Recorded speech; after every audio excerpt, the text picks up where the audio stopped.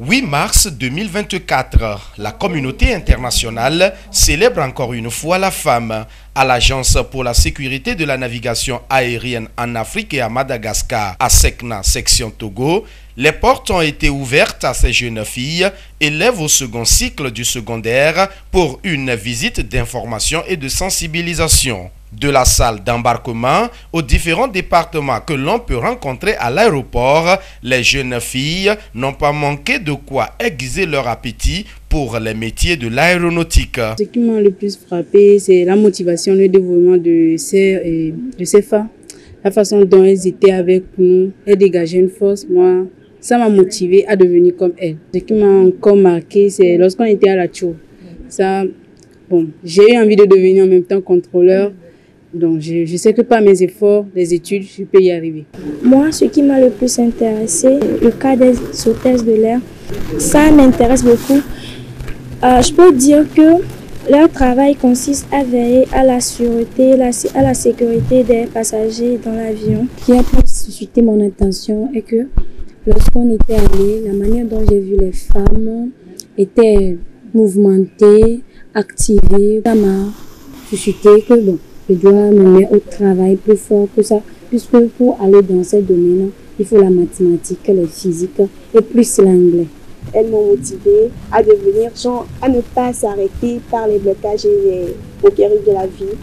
En tant que femme, elles m'ont motivée à devenir quelque chose dans le domaine de l'aviation. Cette visite des installations de l'aéroport international Gnassingbé Eyadema de Lomé par les jeunes élèves est l'initiative de l'AFASTO, l'amicale des femmes de la Sekna Togo, et la motivation en est bien noble. Ce qui nous a motivés à organiser cette sensibilisation de la jeune fille, c'est d'abord la passion que nous-mêmes nous avons pour ce métier. Et de deux aussi, le combat que nous menons afin que les femmes soient plus représentatives dans l'aéronautique. Aujourd'hui, lorsqu'on parle de l'aviation, beaucoup de personnes n'ont qu'une seule idée, c'est-à-dire être hôtesse, être pilote.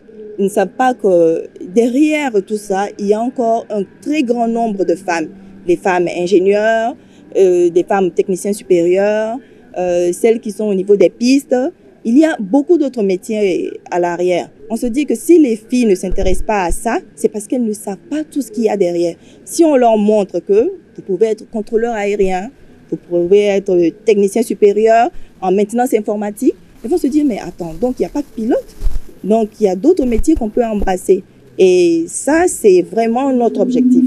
Investir dans les jeunes filles pour les embarquer dans les métiers fonctionnels et techniques de l'aviation sans cesse impactés par la transformation digitale. L'objectif de la FASTO est aussi de parvenir à une équité genre dans ce secteur d'activité. Si on veut que les femmes puissent occuper les mêmes rangs, les mêmes postes que les hommes, il faut d'abord qu'elles soient représentées à une échelle équitable. Pour nous, les femmes de l'aviation, nous avons décidé d'amener ces jeunes filles vers nos métiers, leur faire découvrir absolument tous les contours et toutes les possibilités, en espérant nourrir en elles le désir et la même passion que nous avons. Il faut noter que la FASTO n'est pas à sa première. Elle compte maintenir cette dynamique aussi pour inculquer aux jeunes filles la culture de l'excellence dans leurs études.